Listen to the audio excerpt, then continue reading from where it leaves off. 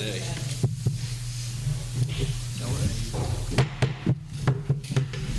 At this time, I'd like to call our Town of Pierson regular council meeting to order on Tuesday, January the 6th at 6:30 p.m. Yvonne, would you give a roll call, please? Yes, sir. Councilwoman Lenny Richardson? Here. Councilman Jimmy Anderson? Here. Vice Mayor Robert Greenland? Here. Mayor Gray Leonard? Here. Town Attorney Scott Simpson? Here. Town Planner Mark Corrett? Here. Deputy Clerk Ryan Smith? Here. And the Volusia County Sheriff is present. Thank you, Yvonne. Lenny, would you be able to lead us on our invocation tonight? Gladly, sir. Thank you. Let us pray. Dear Lord, we come to you with great thanks for granting us another new year in our precious community as we enter into its 100th year inception.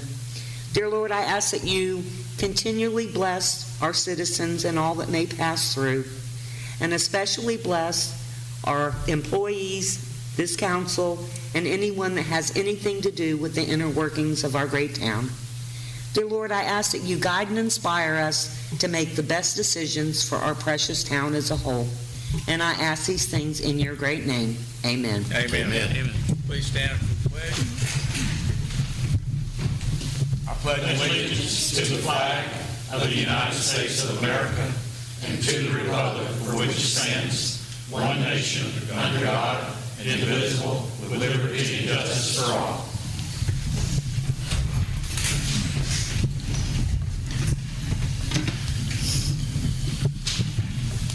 Right, our next agenda item is approval of our minutes from the regular meeting, excuse me, on December the 16th, 2025.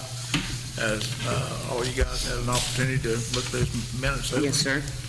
Is there any additions or deletions or changes? I have none. Being none, I'd entertain a motion to approve the minutes. Move to approve the regular meeting minutes from December 16, 2025.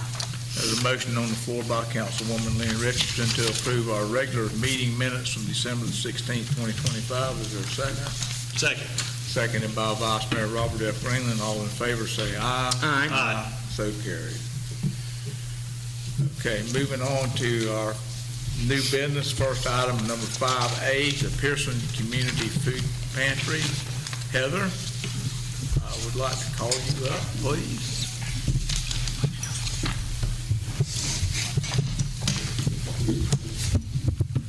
Good evening. Happy New Year. Heather Latendra, 163 Frederick Street.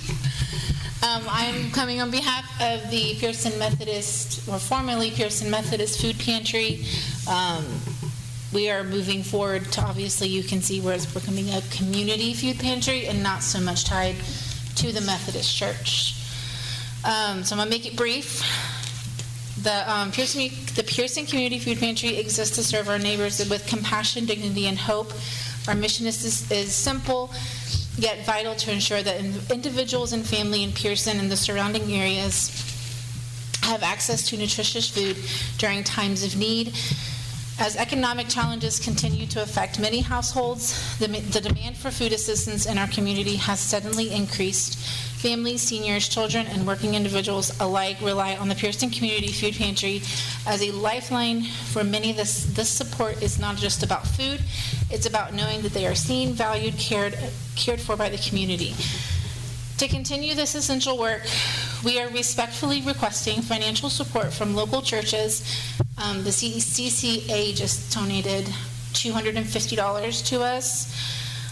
Different organizations, businesses, and the town. These funds will help us keep the pantry open and operational, purchase and distribute food. We serve, about 300 plus families? The number's growing. Yeah. As benefits are cut, the number of people taking food is growing. And we go from Astor all the way to, some people go to Crescent City. The Pierson Community Food Pantry has been supported by the Pierson Methodist Church and its volunteers and fueled by generosity. However, without continued financial backing, our ability to meet the growing needs of our neighbors is at risk. We actually just ran out of our funds that we got, our grant money. So it has been solely supported by the church and the CCA for the past 3 months? 3-4 months? We also lost the person who was running the food. Yes, Miss Mara Comier passed away. So CCA is helping you guys out? Yes. And then your congregation? Correct. Okay. So far, CCA has given us $250, and no other churches as of yet, but this is kind of like my first step into finding other businesses in the town to see if we could do something. And we're not necessarily asking for monetary, whether it just be a food donation box that we can set here. People can bring canned foods. They can, anything to just help. Thank you. I'm good, thank you.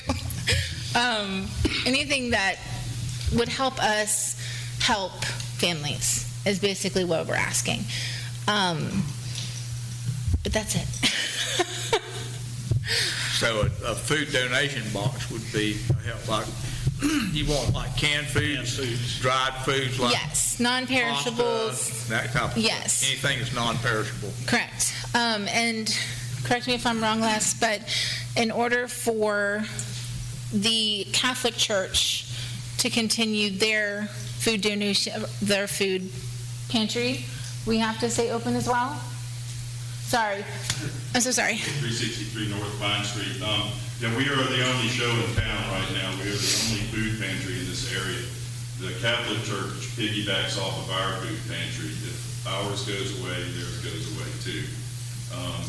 We had run out of grant money, and Myra, who was running the food pantry, passed away, so we're kind of in dire straits right now. We're month to month at the will of the church council. Right now, we're running off funds from our congregation. Church council says no more than it goes away. So that's where we're at. Les, wasn't that sponsored, the Catholic Church, from the Rotary Club of Flagler at one time? I don't know that. I'm, It was. Yeah. We were operating off of grants, but those have dried up. I do know that the Rotary Club from Flagler County was really one of the driving forces behind that. So I don't know what happened there. Yeah, I'm not 100% sure. Again, like Les said, the person that was really running it and had all the information, unfortunately, is no longer with us. So we're basically starting over, and this is the first step outside of asking. Like, I asked the Pierson's Lions Club, Rayanne, people like that. So this is just that. Heather, did you say that the Catholic Church is no longer sponsoring? Is it, what was that? They're The Second piggybacking off Harvest? of us. What was that that they It were was, I thought it involved with? the Flagler Rotary. The Flagler Rotary Club was the one that was really driving those, the food pantry thing down there at that Catholic Church, was my understanding. And that, I think that's been happening for several years. So I don't know what happened there. Do you guys have any idea what?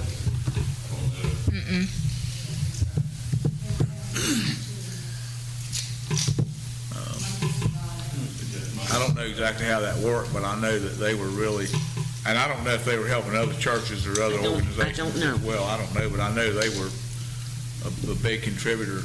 Correct. With the Catholic Church down there at one time. I'd personally like to see a donation box put here. I think, yes. I agree.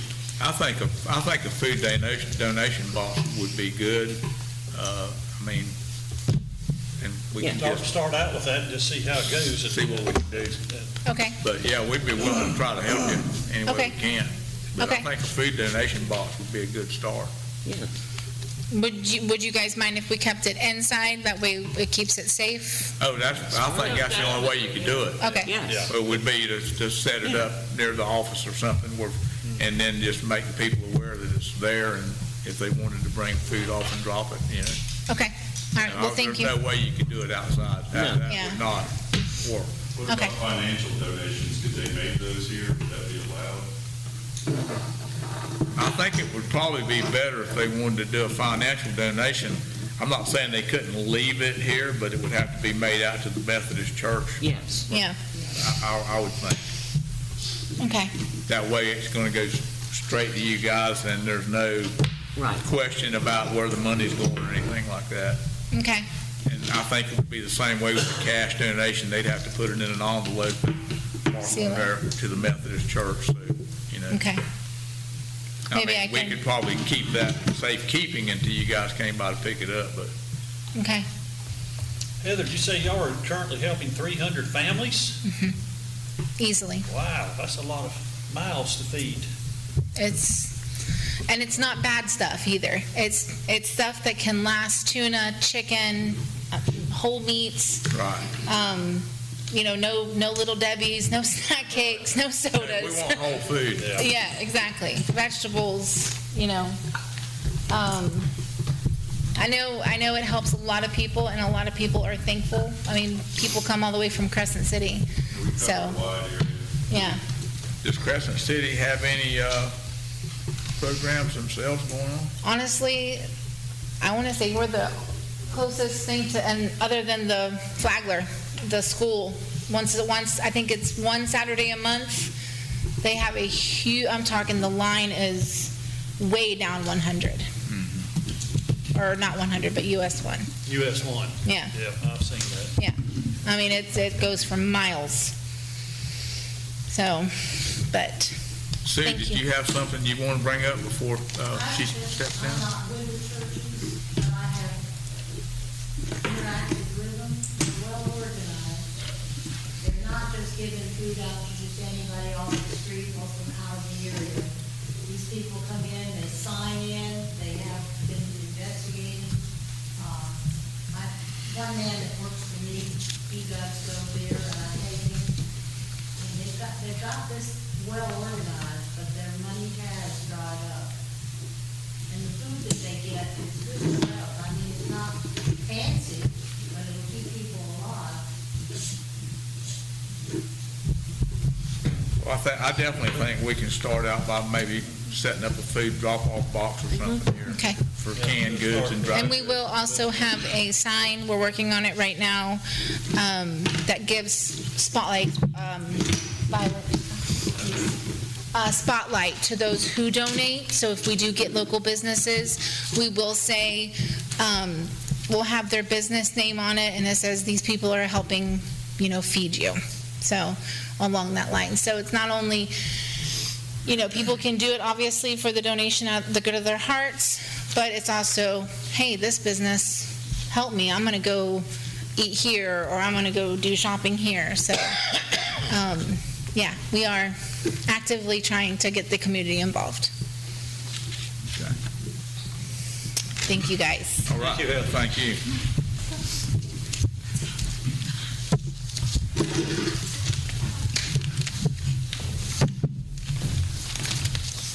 Okay, we're going to move on to item number 5B, and this is our town clerk, Yvonne Braddock. And it's going to be the AM Mug Shots Coffee Food Truck at the town center. Yvonne?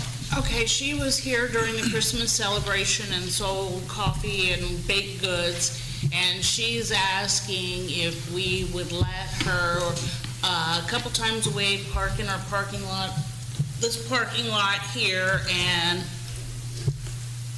sell coffee and treats to the people that are coming here for Rev, the library,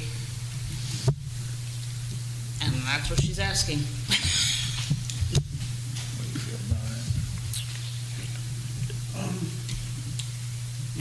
Most jurisdictions do allow food trucks, have food truck regulations, because a lot of private properties want to have food trucks coming onto their property. And I remember Holly Hill used to have a food truck, more of an event as opposed to regularly occurring, coming onto their property some. So it can be done.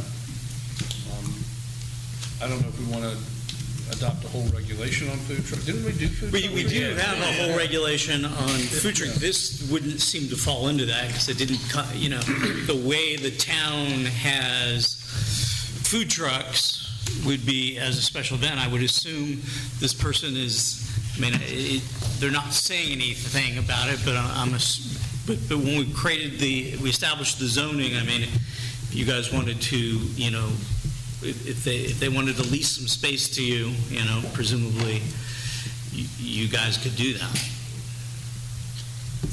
But reading between the lines, I don't think that's what she's asking. I don't think that's what they're asking either. My only concern is, you know, if we allow one, what, Right, Right.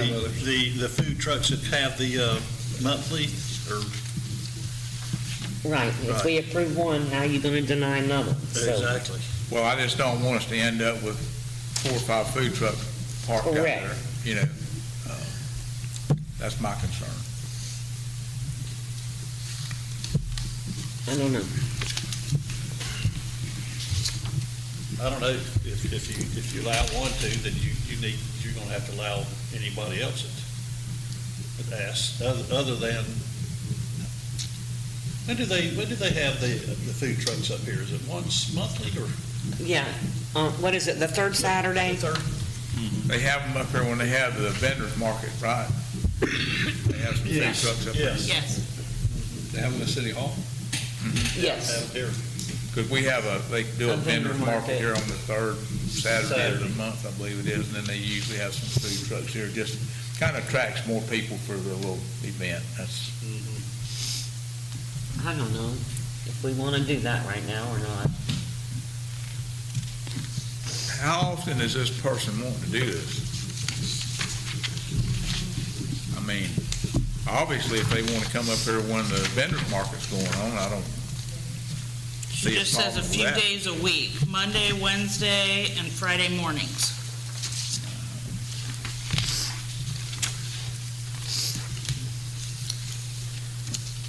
I mean, I don't see what it would hurt, but I just don't.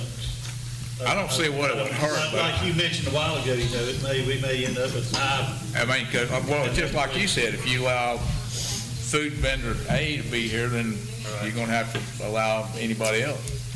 right, And for nothing, then what, you got a And before mess. you know it, you're going to have 3 or 4 days a week with people using the parking lot For free to make, for to free run to a put their business. vendor trucks there. I just, And then you lose your parking.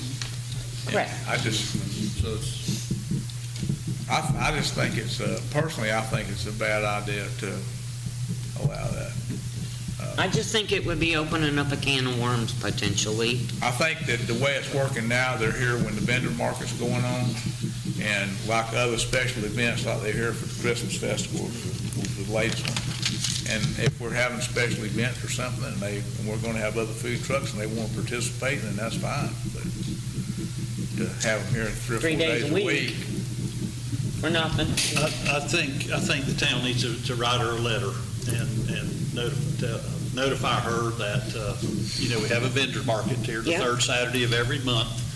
And if we allow her to come up 3 days a week, then we would have to allow Anybody. anybody to come up here 3 days a week. And if that were the case, it would, could and probably would cause a problem with the parking. Then we're gonna, Simply we would with parking. basically lose that parking lot. And most of the library people use that parking lot. Yes, they do. Yeah, I would just explain, I mean, Yeah, that's my feeling. no, I agree on with it. you 100%. That's why I just don't think it's a good plan currently. I hate to turn anybody. I know. But you got to think ahead. I agree. Correct.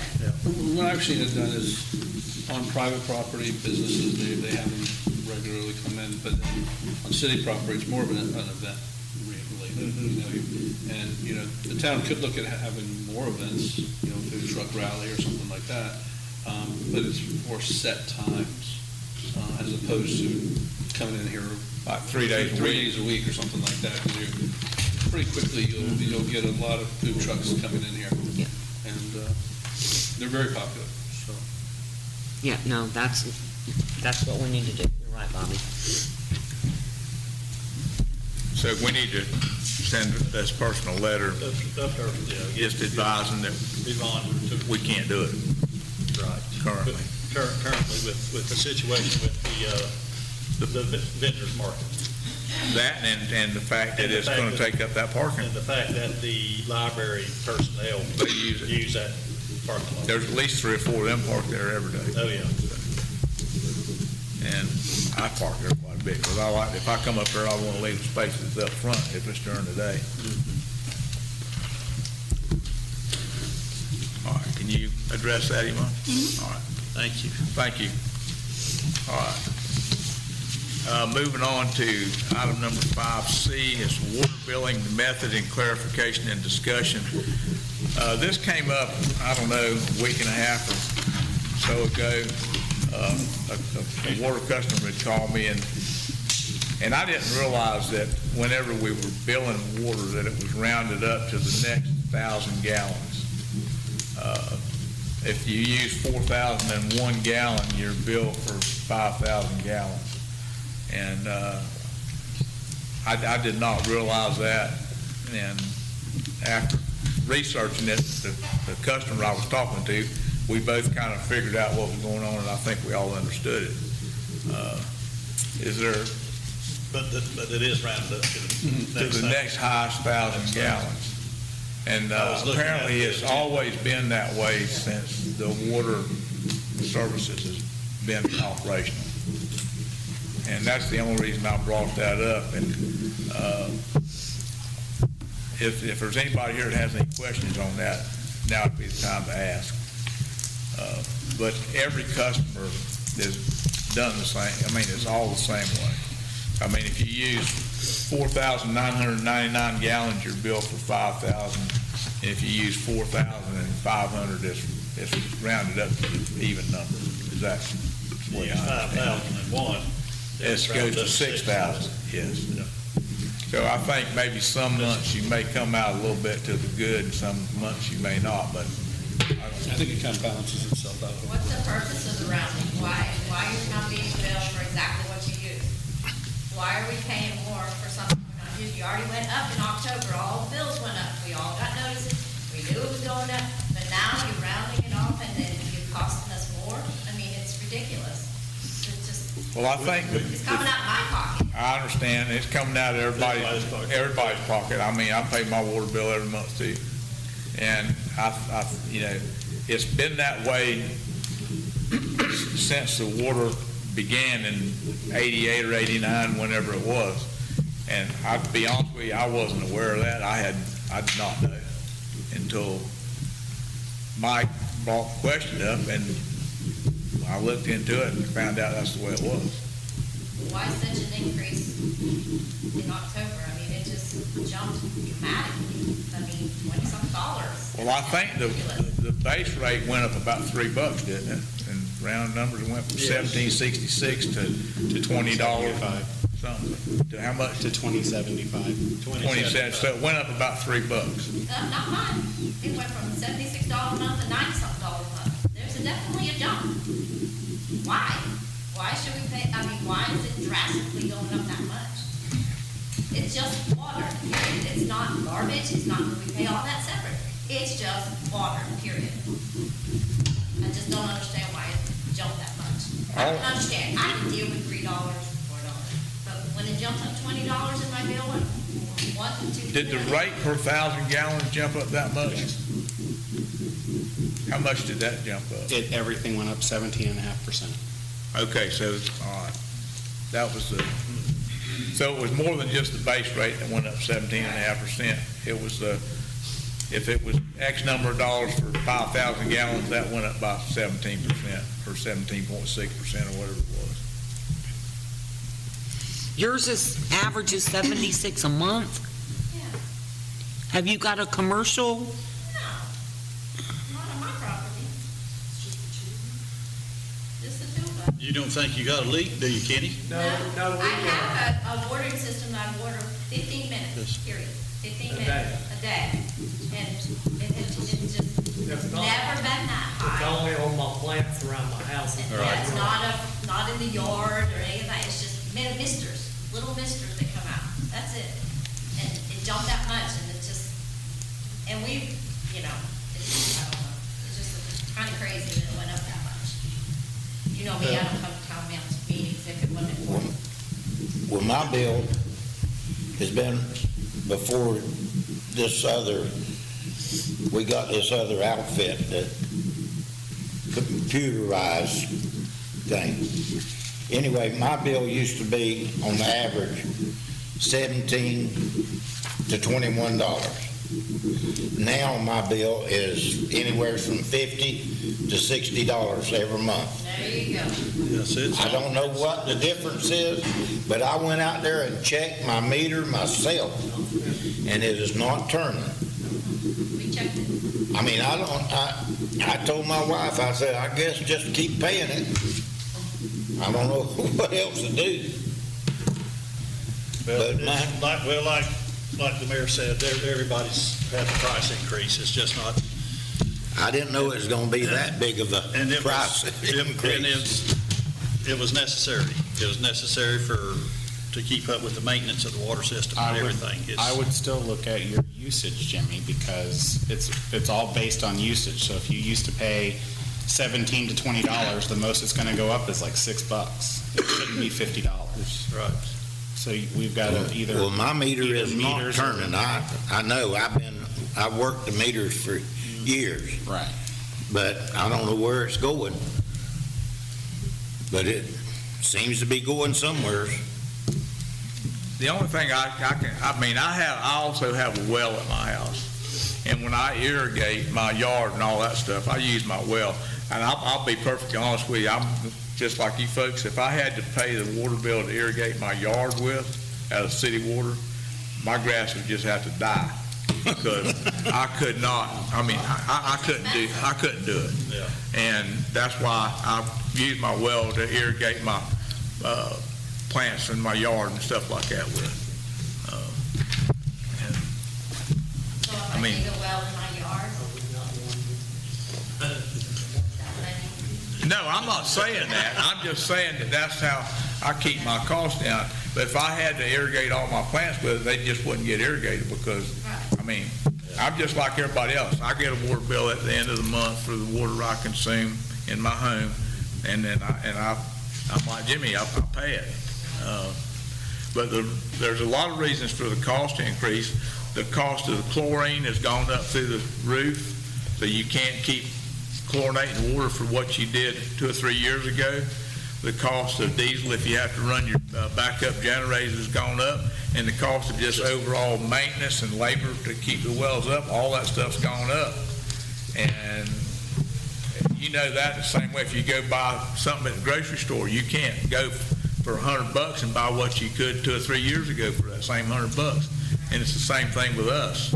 The city's costs go up just like everybody else's. And I don't know any way to solve that problem about the price increases. We're trying our best to keep it as low as we can. I think that's the first water rate increase we've had in many years, if I'm not mistaken. Right. We had one in 2021. It's only the second one. But it's the isn't it? second one. It's only the second increase we've had Since since we've had this 19. one. Since we've had the water system, we've had the Since two 1990, increases. the second Yeah. increase since 1990. Yeah. Since 1990? Yes. So, And it's our fault that it didn't go up smaller more often. We were trying to keep all the customers satisfied with no increases on our water rates, but it got to a point where if we were going to have a water system, we were going to have to go up on the rates.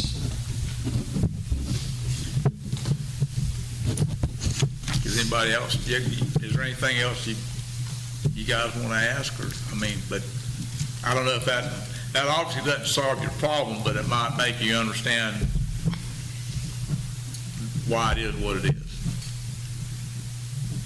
You guys have anything else? I don't. Okay. Moving on to item number 5D, it's the airport request for proposal, results, and discussion, and I'm going to turn this over to Deputy Clerk Ryan Smith. We got 3 responses from the RFP. I've put them in your packet. I haven't really had time to review. There's one that's pretty extensive. A company called High Opportunity Aviation sent us a proposal, but their proposal is basically asking the town to provide them subsidies in exchange for trying to help develop some commercial interest at the airport. So I don't really think that one was, I mean, you guys can read it if you want to. I don't think that's what the town was looking for when they put out an RFP, No. because rather than someone taking it over and managing it, they're asking the town to give them an initial subsidy the first year of $85,000. It was like $160,000 for the first. The second year, 73,360. And, you know, like I said, you guys can take the time to read it. We can discuss it at the next meeting if you want to, if you have questions. They have a detailed plan in here. And then we had another gentleman who submitted an RFP, and he basically was volunteering to be an airport manager. He kind of highlighted that he'd like to develop an initial 5-year plan, talked about utilizing opportunities available through grants from the FAA, DOT. But again, that's really just, you know, we've had a volunteer airport manager before, but that would still kind of put, you know, all of the expense and stuff still on us with the maintenance, with the insurance. Right. So, you know, I don't know if the town is in any shape to No. add more hangars, or, you know, grants would be nice, but we haven't really explored that. If we could get grants for that, it would.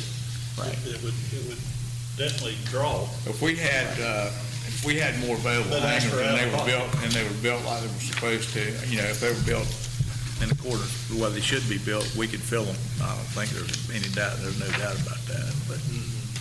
And then we have a third letter here. A few weeks ago, I met with some gentlemen from UF Health, and they are looking to put basically a MedTrans or like an air ambulance somewhere in Volusia County.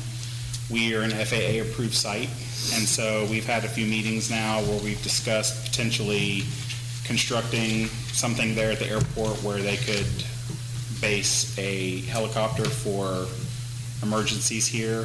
Gray and I met with them a couple times. They basically sent a letter of intent, and they would like to sit down and seriously have talks about, you know, maybe signing a lease agreement, leasing half an acre to an acre. So that's all here in this letter, and they're actually here tonight if you have any questions for them. We've got Alan Parrish and Chris. And if you guys would like to come up and say anything to the council, we'd love to have you. Mr. Mayor, we appreciate the opportunity. We're here to answer any questions. We know it's an initial going through the RFP proposals that you've received. As Ryan said, we initially made a determination that through UF Health and our helicopter service, Chance Care, and our aviation vendor to come to Volusia County. It's a needed service. We're in the process right now of obtaining permission from the county through a COPCN application process. We're actually on their docket for the 20th to have a public hearing and then a decision on that. That process has been working for a year or so, and so my colleague Chris and I both took the opportunity to come and speak to Ryan and the mayor, and this is a good location for us to set up and get a foot in Volusia County. We think that it'll be mutual beneficial. It'll be an opportunity, as the letter outlines from MedTrans, our partner, that half an acre to set up shop there. All that cost would be borne by us, and our partner. And then there's opportunity for them to negotiate what that lease agreement would be. So it could be a revenue source for your county as well. Our interest is strictly to have the medical helicopter here to serve the area. There's 4 counties basically we could service from this area. But that's pretty much what our intent is. If Chris has anything else, but we appreciate the opportunity to come here. We drive by this airstrip a lot. And it's a unique situation, FAA approved, and we feel like it'll fit our needs really well.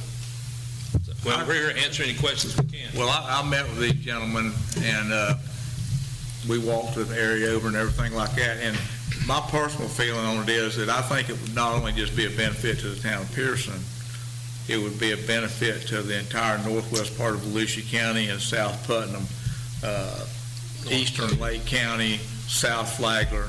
I mean, it would be kind of a hub for like emergency helicopter evac responses for the whole area.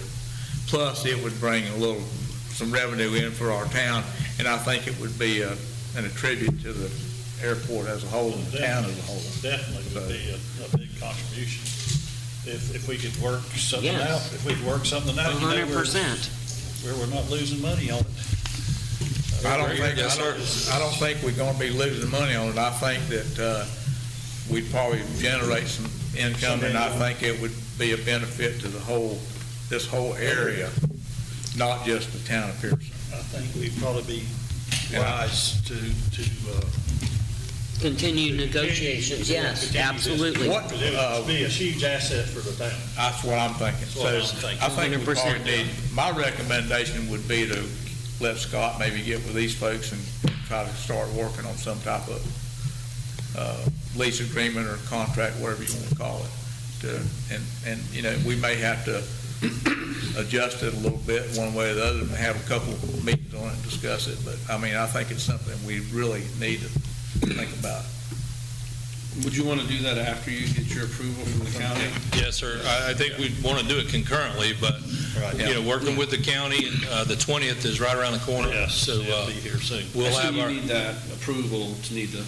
yes, sir. Yes, sir. Would it, are you a for-profit operation or not-for-profit? And the question is, would that land be converted to taxable? This is, well, sorry, I don't No, jump go in, for but it. Al and I Go for it. have worked together a long time. The hospital, the UF Health, of course, Shands, is a not-for-profit hospital. The helicopter is an extension of it. Okay. Our aviation partner, who provides the aircraft, the pilot, and the mechanic, our clinicians are hospital clinicians, the medic and the nurse on the aircraft are Shands personnel. Okay. So it's what they call a hybrid program. So they do the billing. GMR Medtrans, who did the LOI, they do the billing for the patient. Transport, we provide the clinical crew. And the whole goal is to work together to get that done. But the lease would be with The lease would be through Medtrans. Medtrans. That is our aviation partner. I'm sorry. Yeah, they are for profit. So would that, I'm just wondering whether that converts that land that they occupy to taxable land. I don't have a direct answer for you. So that'd be a good answer for our perspective. Yes, sir. How active are you going to be? What would be the number of flights anticipated, could be anticipated? To be quite honest with you, it could be one a day, it could be none a day, it could be 3 a day. Typically, our bases will run 3 to 5 a day on a very busy day. But, you know, being new to Volusia County, the sheriff of Volusia County has traditionally run all the air medical, air back in Volusia County. Our intent is to come in and work with the sheriff, not to just augment what he already has, especially up here, this end of the county. But to be honest with you, we have projected anywhere from 1 to 3 on average a day. Anything above that would be really busy, to be quite honest with you. And that, your facility, that also would be, if I understood it right, would be pretty much staffed 24/7, right? Yes, sir, 24/7. And just to give you an idea of what it would look like on site, it's a modular type building that they would set up that would have 2 to 3 bedrooms in it, a little office and a little day room. But it's yes, sir, we anticipate that. Mobile fuel, or would you fuel elsewhere? We would have to fuel at DeLand or Daytona, depending on where we're dropping off or picking up. Would we have to alter the current operation of the runway to accommodate what y'all No, need to sir. do? No, sir. No, sir. No, sir. Okay. That was my understanding, that the airport would basically remain the same. And the site plan would indicate that it wouldn't Okay. contribute to any barriers on the Mark, would they have to go through any type of rezoning or anything? You would need to look at that?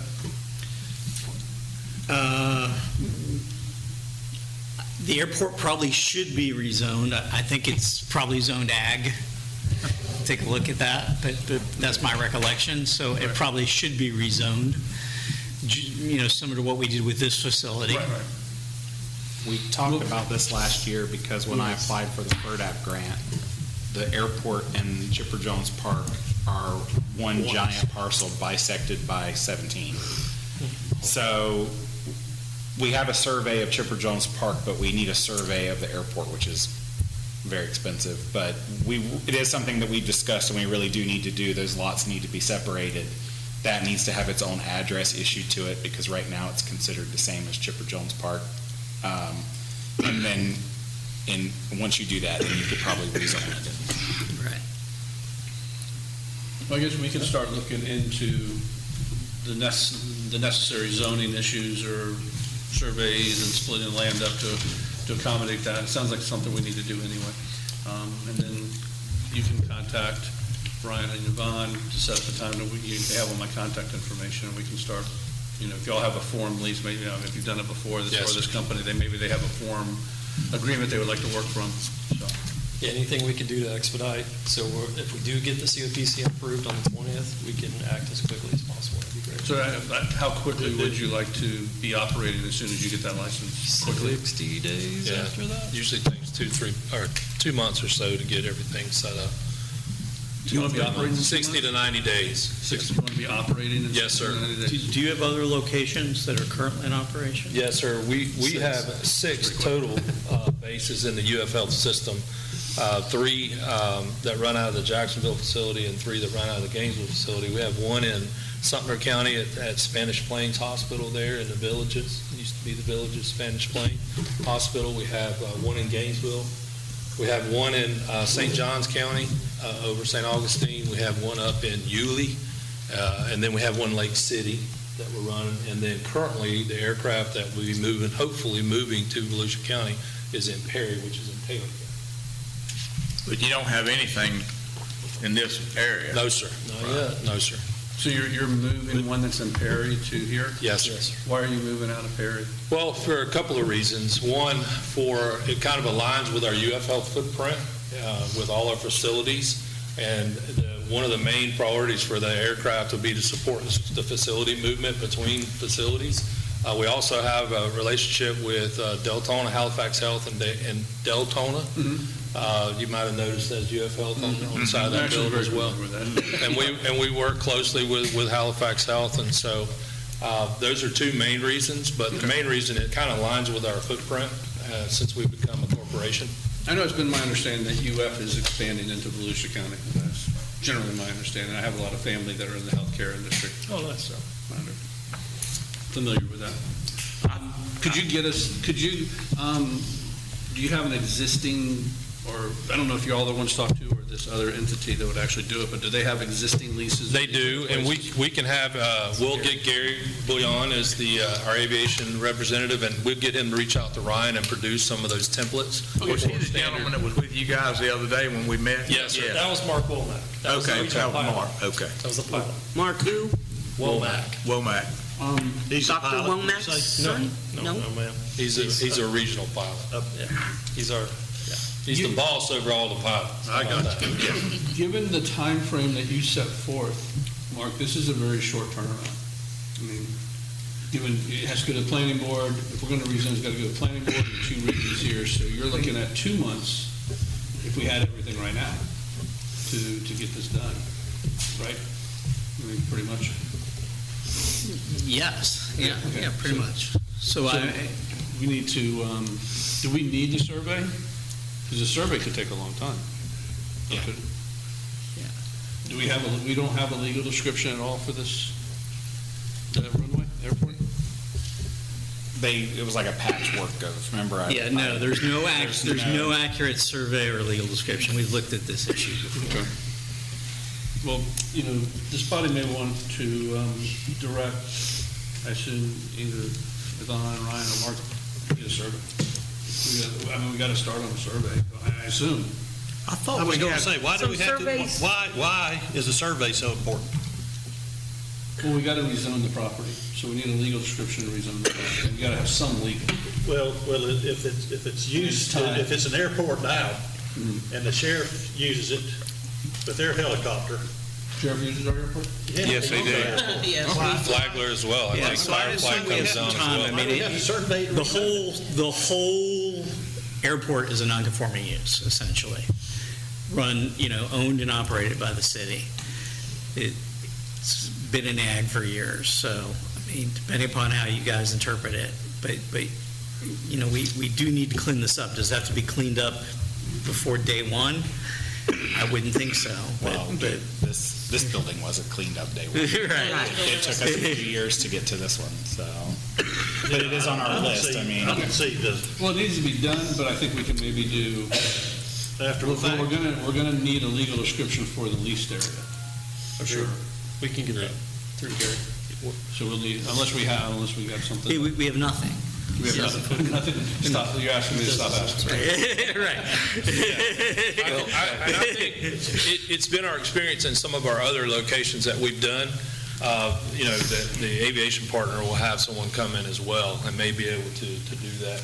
I don't know all the details. I don't want to speak for him since he's the actual one going to be doing the lease. But I think it would be beneficial to put you guys together as soon as And we can. to have a lease, I don't think we need the best legal description in the world. We just need to identify where you're going to be. Yes, sir. So, And he does great with the site plan as far as outlining everything, where it's going to be and what it looks like. Well, you probably need to put that individual in touch, not just with Ryan and Yvonne, but also with Mark. Yes, sir. Whomever we need to, we're happy Our to do. town planner needs to be I directly figure involved we with would that. try to set up a meeting with So, all. so I'm assuming there's some period of time where you can operate with grass, right, before you put in, There is temporary landing area spots that we can do with some mat materials and things like that, but I'm not sure exactly if that's what we want to do.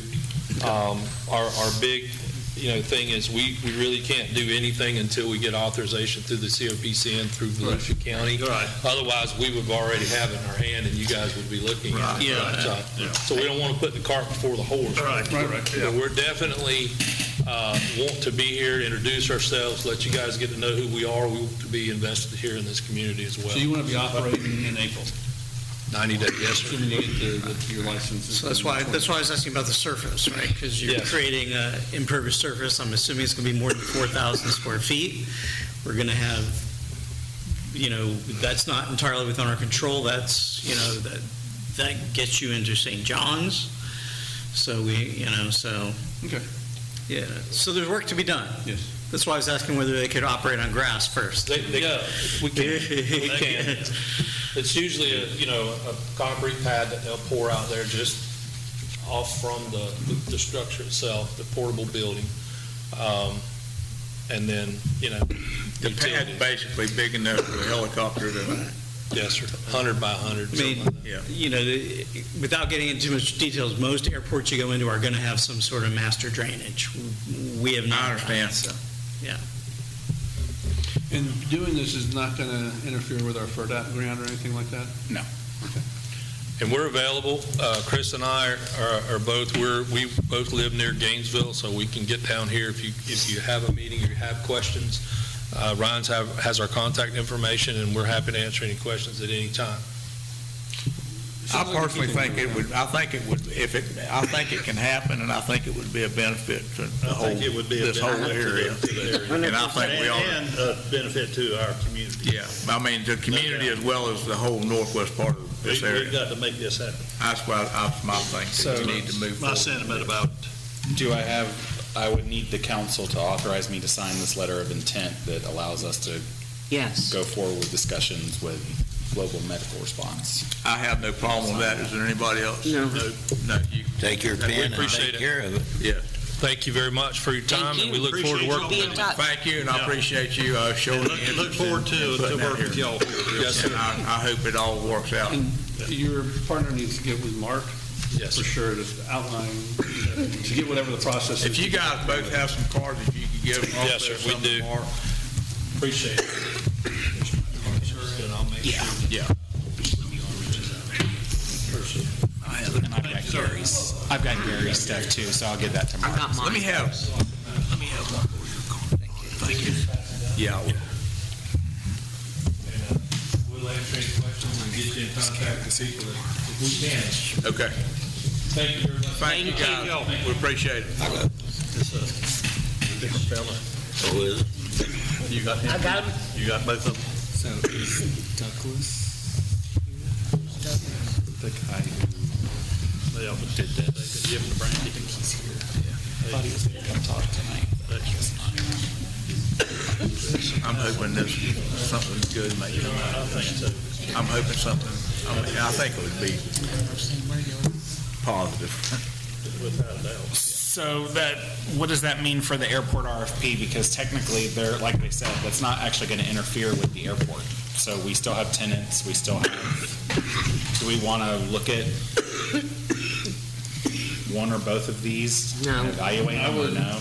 I wouldn't do anything if you're going to sign this letter of intent, because for 90 days, we cannot entertain, solicit, or continue discussions with any other person or entity in relation to entering into any type of agreement with respect to the establishment of any air ambulance service at the airport. Right. And keep confidential and not disclose to any third party the MedTrans in considering the proposed transaction. So safest thing for us to do is just sit tight for 90 days on it with them after we sign this. The RFP, the date is expired on that anyhow, right? The deadline is Yes, expired, okay. yeah.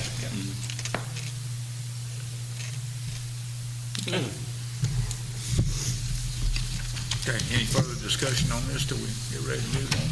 And this one actually says that they want to try to have a definitive. Try to figure out what they're paying at those other locations. So we'll, Yeah, a little longer than what it said. Yeah, I see that down there, the last paragraph. But I think the quicker the better.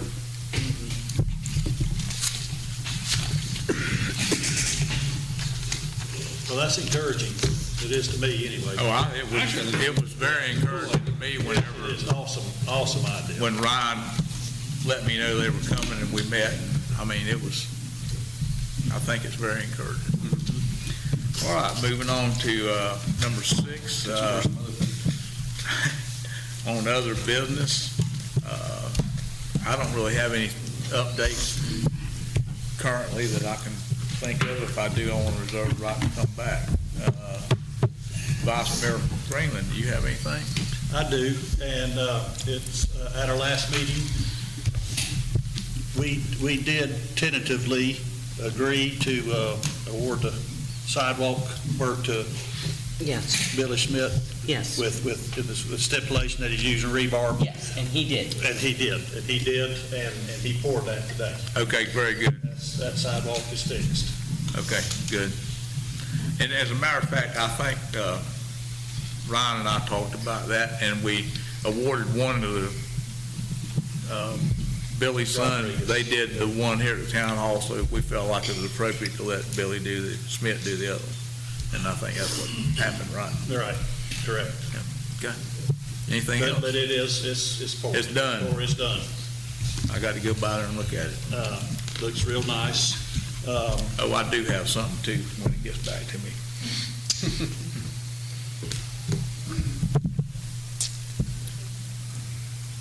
At this time, that's all I have. Councilman Jimmy Anderson? I don't have nothing tonight.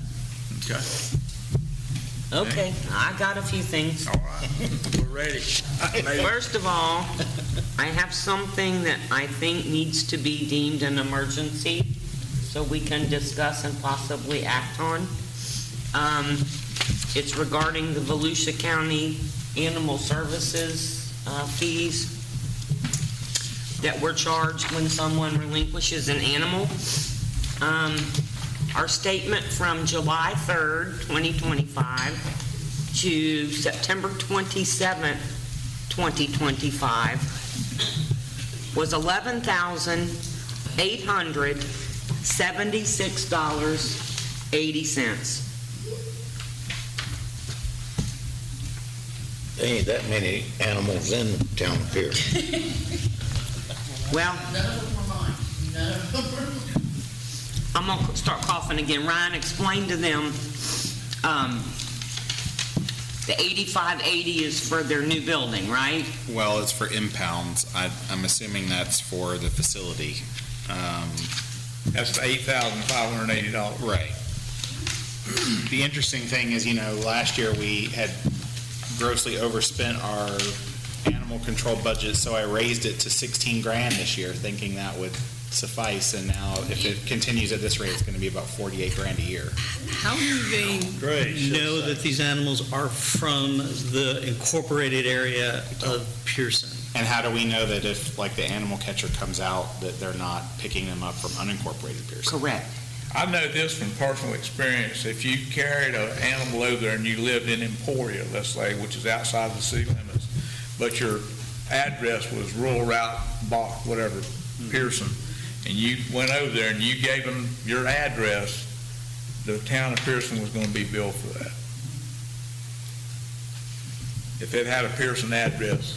Or 32180 zip code. The bill would eventually wind up to us. We got to do something. I don't know what. Suggestions are that's open. ridiculous. We don't need to be spending 40 We grand a year can't. for No, stray dogs. and cats. $48,000, that's almost 50 grand a year you're talking about. We can't do that. But unincorporated Pierson residents pay on their property taxes for animal control. So where's their money going? If Emporia and Astor and Barberville are taking animals there with a 32180 zip code, and they're billing us for it, what's happening to the revenue that's being collected on the property taxes from them? I mean, just running these rough numbers, just glancing through them. The impounds totaled about 52. So they charged $8,580 for 52 impounds. I don't. Well, I would suggest we look at our contract with the county to see that their billing is matching up to our contract. And we may want to ask for supporting documentation for these charges to see if we can identify that there were addresses that we were charged for that you all know are not within the town limits. Right. That would be my suggestion. Okay. Don't we have an existing contract with Volusia County Animal Control? We do. It's a double-pronged thing. So they do our animal control, and Halifax used to board the animals. And then Halifax went up on their rates to $300 and something a day. And the county said that's too expensive. We're going to open our own place to board these animals. And they quit using Halifax. So now they take the animals to their own facility.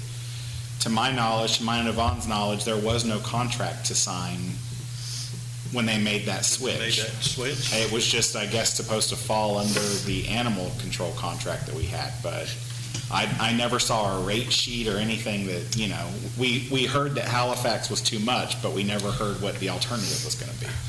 So, if Halifax is charging $300 a day, is Volusia charging $200? You know what I mean? Is it? We don't know. We don't know. And we should probably chase that down and why wasn't there an amendment to the contract for the cities that were going to use the county services? So they charge us $47.44. I mean, the actual animal control calls are hourly. They're $94.87 an hour. So there were 34 3/4 hours for the quarter, which equaled the $3,296. But I don't really know how they figure the impounds. Yeah. That's 55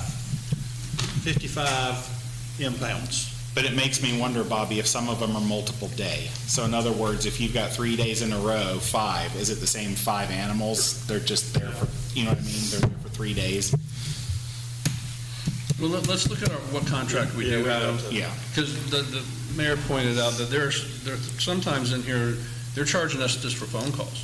They're not actually impounding anything. I mean, like here it says telephone animal related 0.5 hours, and they charged us $47.44. For a phone call. And there was no impounds or anything else. And they used to provide us with the addresses of the animals that were brought in, but as you can see, there's no addresses on here anymore. In several places. There's a lot of zeros here. Yeah. Like A and V. That's just a lot of money. Well, all these telephone communications, they charged us at least a half hour for each one of them, and there's no impounds or anything. And every one of those phone calls was $47.44. Yeah, that's ridiculous. I don't. I don't agree with that. I don't agree with it either. No, we're getting a shaft on that, I can tell you. We were talking before the meeting that this is an issue all the local governments are right now facing because the Halifax Humane Society has gotten out of the business. And, it wasn't just that they raised the rates, they got out of the business of taking in strays and abandoned dogs and things like that. So cities are scrambling to try to come up with other places to take animals to right now. And the county ended up creating their own facility, but we ought to have a contract. Right. So we know what the contract rate is, and we ought to need to look at this. Our current contract, I assume that current contract would cover this hourly rate stuff. Yeah, the current contract covers the hourly rate. Right. And then I think we ought Not the to new addition. ask them for the supporting documentation that support where these animals came from. Right.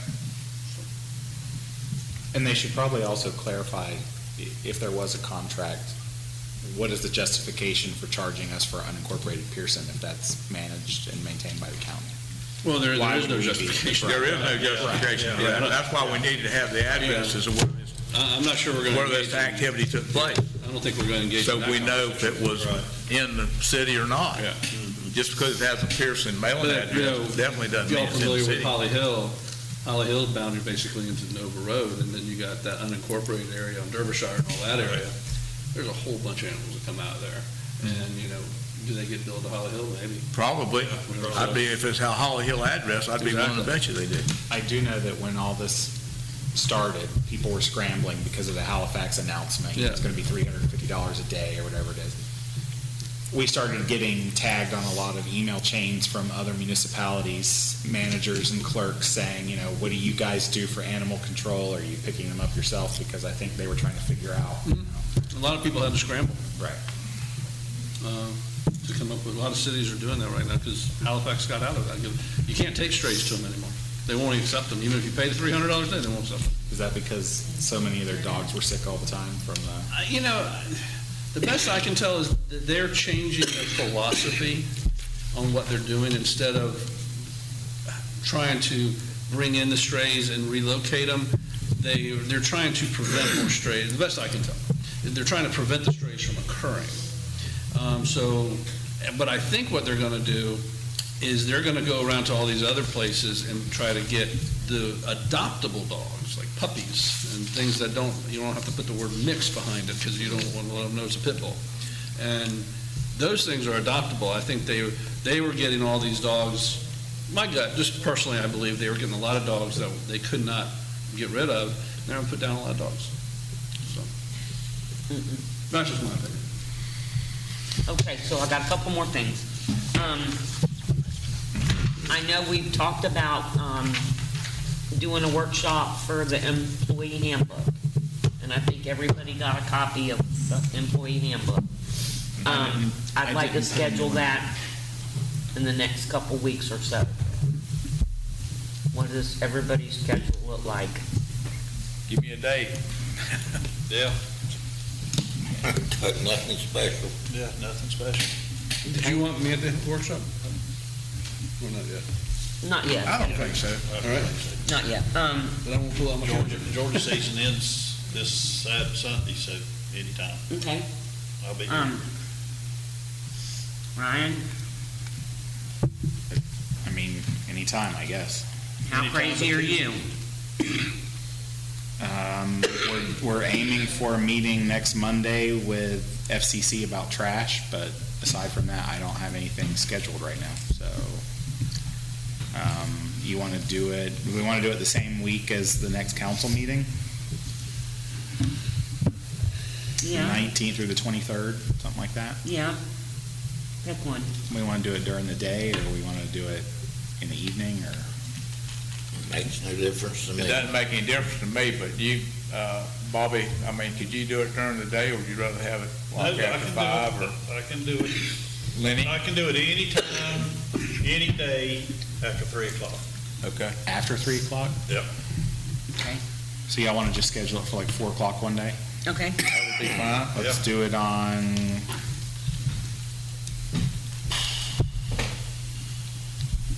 You Want to do it on Thursday, the 22nd? Okay? That'll work.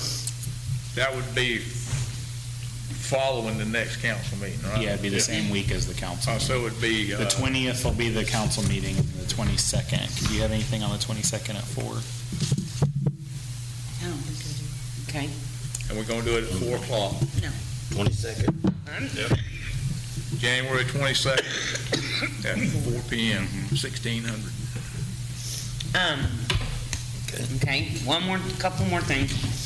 We're having trouble with people defecating in the bathrooms on the floor. Over at the park, Again, because I know that happened one time. it's happening again. Legally, can there be, I mean, I know you can't film in a stall, right? But can there be video in the common area of a bathroom?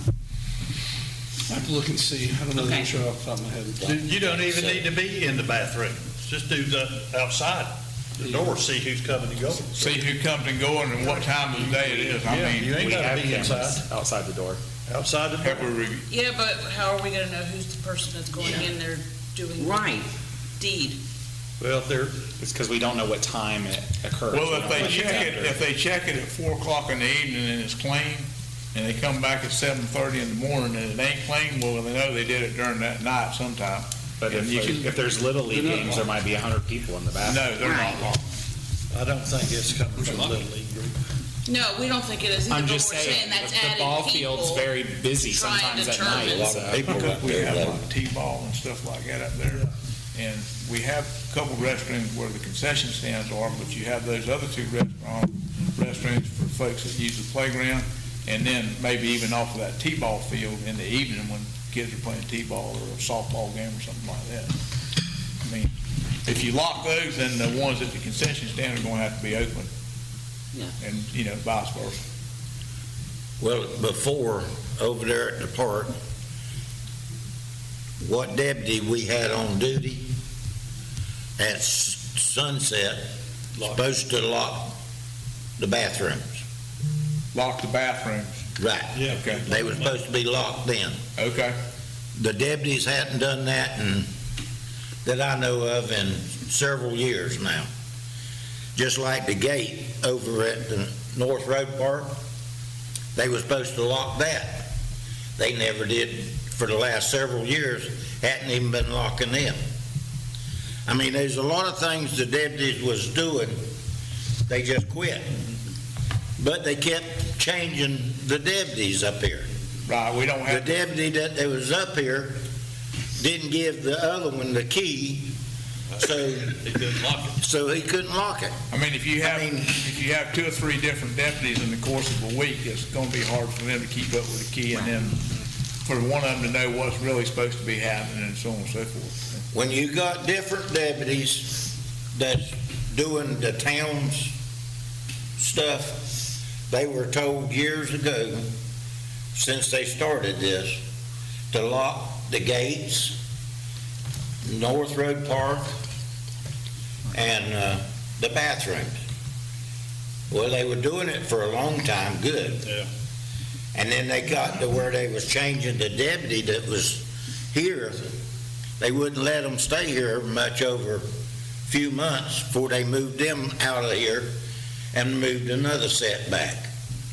So the deputies never did give the keys to the ones that was on duty then. If we were gonna lock those So, bathrooms up it just- tonight, what time do you think we ought to lock them up? At sunset. Yeah, dark. Okay. Do you, in your regulations, do you close city parks at any time? It's open, it's, the city park is closed at sunset, if I'm not mistaken. Just close the sunset? playground, right? Or you close the playground? I don't know. But I know there's ball games up there way past Yeah, sunset. yes, I don't know. I don't know if we have. And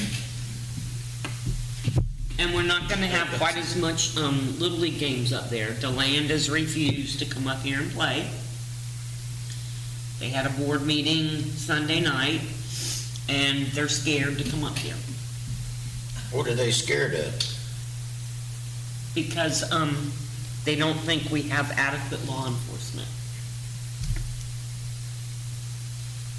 we got the same law enforcement they got at that park out there in DeLand Springs. Yep. Got the same deputies, more or less. Yep.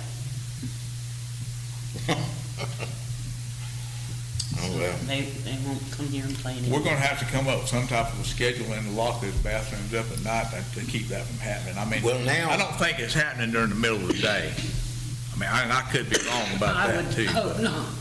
But, you know, They typically find it in the morning, I think, when they go to clean the bathroom, so. So it's overnight at some point. But now, we don't have keys to the locks around here now. Most of them's all combination locks. So, it well, could be, the keys on those doors are regular. no, the keys on the doors, you got to have them, Right. but as far as the locking the gates, It's all combination. that's all combination locks now.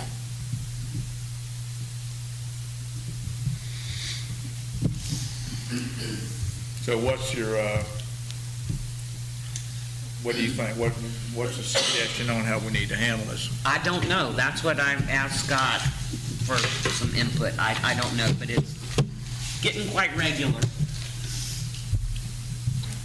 So back to that question, can you find out if we can actually put a camera in the common area? Not the stall, but just where somebody I can comes look in and to wash see. their hands? I mean, locking the doors at sundown and opening them up in the morning seems to be more of a logical Yeah. response Yeah. to me. And whether it's the police officers, other employees, I mean, I don't think it has to be a police law enforcement officer. No, that locks those doors. I mean, we could approve a little bit of extra time and have Or just let them, whatever. have one of the guys or swap it off, Yeah. one guy have it one week, one another week, and Leave 30 minutes for a little earlier. OT or whatever, and have them come lock the bathrooms. That's my way. Yeah. The only way I know to do it, because we don't want to lock them up at 4 o'clock in the afternoon. I don't No. think. No. At what time do you think we need to lock them? Sunset, whenever sunset is. Sunset. Okay. And it changes from, It does, it changes from day to day, but somewhere around legal sunset. Yeah. So if there's Little League games, for instance, then it's going to be up to them to open the bathrooms at the concession stand for the Little League event right. and And leave lock the them. other ones locked? That's what I I don't would think. know, I wouldn't lock them if there's a ball game going on. No, when they're done with the ball game, they lock them. No, I was talking about the Little League could use the ones at the concession stand, Yeah, they use. them because back. they can unlock them and lock them. The Little League team can. At least isn't that correct? So they could still continue to use the ones at the concession stand. The ones that would be locked would be the ones over At the by the park, playground, At the playground. by the little T-ball field, right there, by the mound. So you want to go ahead and, Because I guess my point, the reason I bring that up is because otherwise then the boys, whoever's on duty, has to wait till all the people leave. So then how do they know when to go up there and lock the bathroom? Right. You know what I mean? If you just set it at sunset, that's great, but if you've got events going on up there, they've either got to use, the Little League has to use just the ones at the concession stand and leave that facility locked, or Didn't do we you put give in Little the League a key and agreement have with them them that they had lock to it? maintain that facility too? the ones that they maintain are maintain the the ones one where at the the concession concession stand stand. is. And They don't There's two, maintain. there's two, That's what I'm saying, sep- they maintain those. there's two separate sets of bathrooms there. And the one we're specifically talking about is just two, that's all it is two bathrooms. And it's, right next to where the park is at. So the park utilizes those restrooms as well as the people that might be playing T-ball on that field. And predominantly the folks that are playing on the main Little League field use the one where the concession stand is.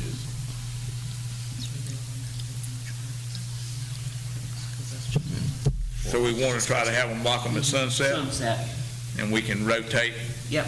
One employee can do it Yep. one week and one can do it the next. And what do you think, Jimmy? Sounds fine to me. And I'm sure they'd like that little bit of overtime. You gotta do it every day though. I know. So you talking, Well, if you give them 30 minutes a day, that's, 7 times 30. 3.5 hours. Yeah. Right now, they get considerably more than that for doing the stuff on the weekends. Do they have minimum call out? They get 3 hours a day on the weekends. Yeah, To do the bathrooms. to do the bathrooms at the parks. Oh, that's not feasible. To clean them and all of that. No, 'cause Somebody they have has to to clean clean them on them. the weekends because nobody's Oh, working, so right. they get more on the weekends. My concern is just if you offer them the 30, I don't know if they're gonna agree to do it. And what do we do if they decide they are not gonna do it? There are some fairly inexpensive security cameras that we could put up on the outside of that bathroom. And it would alleviate a lot of problems, I do believe. We have 2 security cameras out there now with, Well, they're not in the right Solar place. panels. They ain't in the right place, them. I mean, I've got You put pictures them in the eaves of people- that bathroom, of that facility? where Don't that- we have one there bathrooms are? currently? Yeah. I mean, we haven't, we can look up who We goes see and people comes. going in and out of there all day long. It takes 5,000 pictures a day, but how do you determine which one that is? How do you know who they are? How do you identify them? It's the after-hour ones, They've got a right? camera on the pole right there. And see, That probably takes a picture the of you later every time you evening. walk It would Back. probably be narrowed down to people that are doing it after hours. And I I have mean, you'll one have to individual in ask mind. Lewis and Chris because I put the app on their phone so they can access all those pictures. It takes a picture as soon as it detects movement.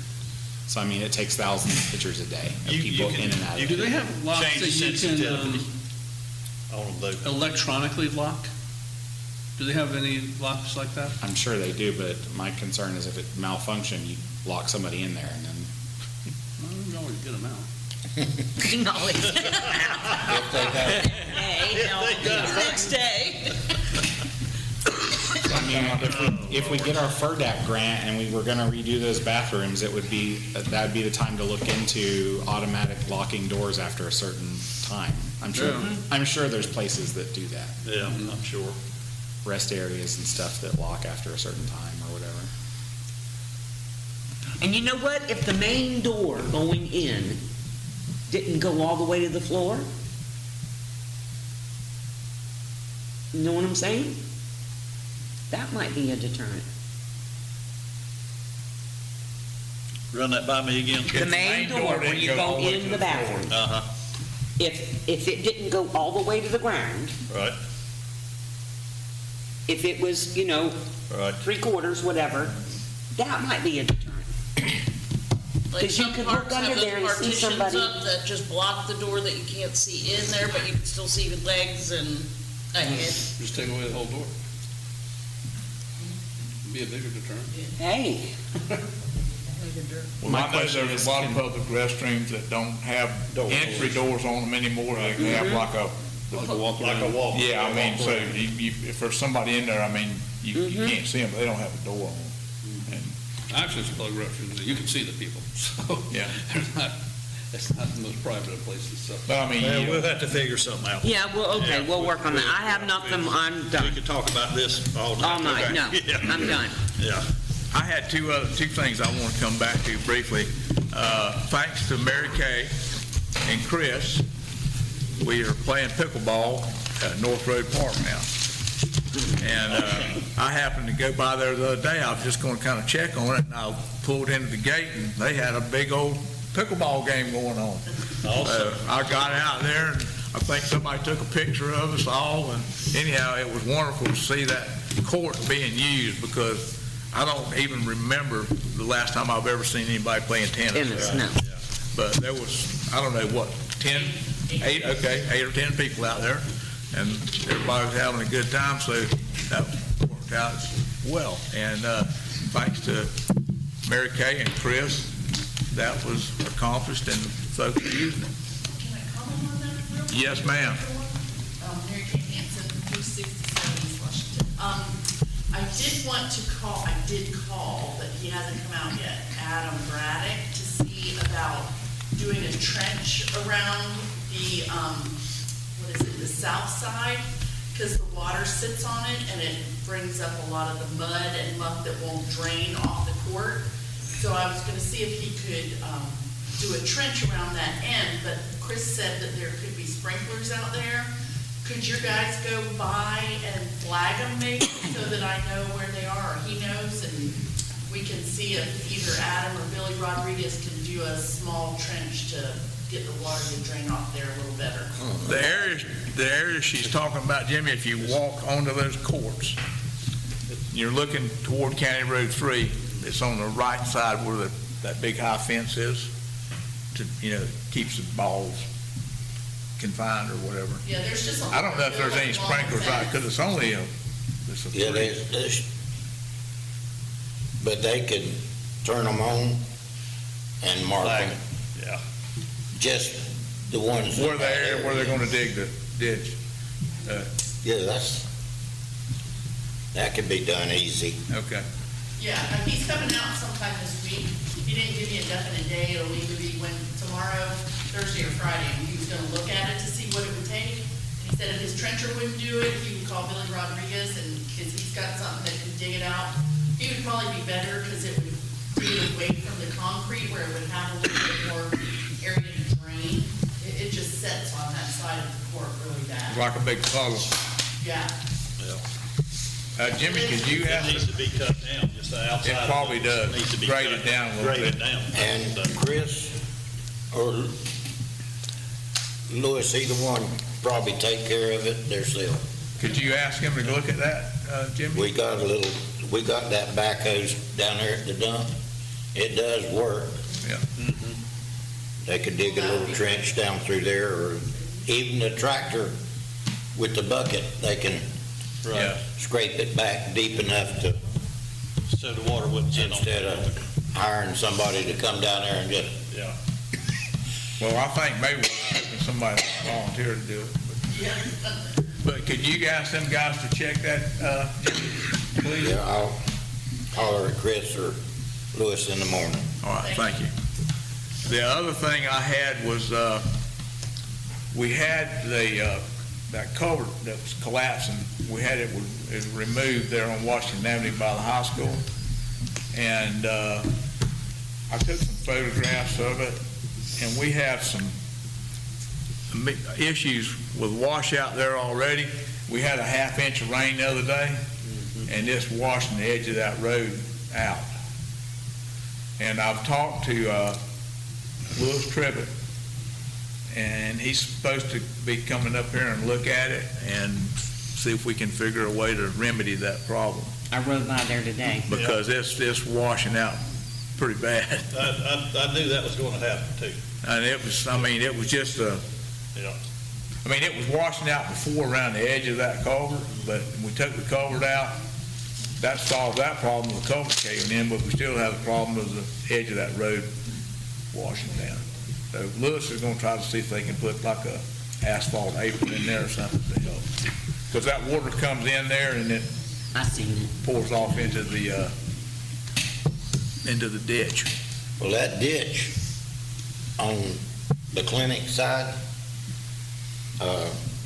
it don't go nowhere. Right. It just It's sits. It basically just sits there. it's like a So retention if we have a pond. lot of water,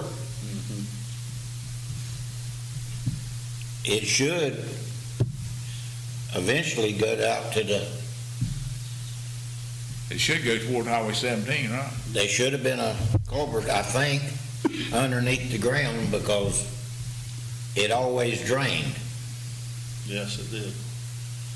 Well, they didn't do anything that would have affected the flow of that ditch, but apparently those culverts are either caved in or stopped up or something. And they did cap off the culvert that went towards the school, right? Right. We knew that, but we're talking about just in that ditch itself, that water would always drain down towards the highway. Anyhow, that's all I had. One more call, anybody? Mark.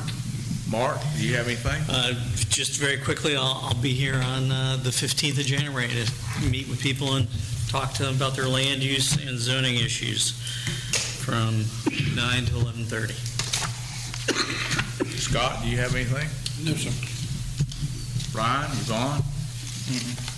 Anybody in the public? Quick question. Yes, Sue?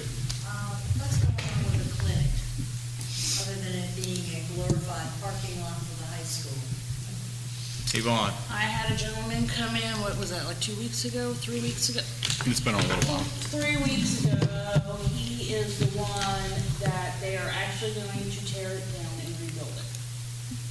So they're in the works with that because that the building was not salvageable, so he's the one that's going to build the new one.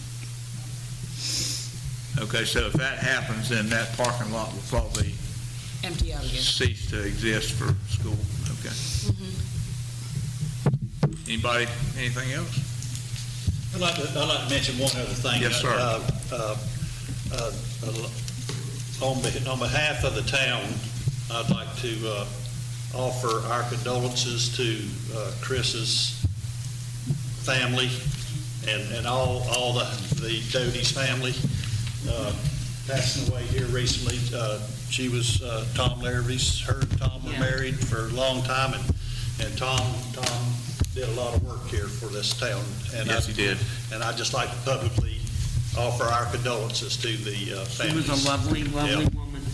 Thank you, Bobby, for bringing that up. I meant to mention it to you, but I'm glad you brought that up. Thank you very much. Anything else? Being no further business, this meeting is adjourned.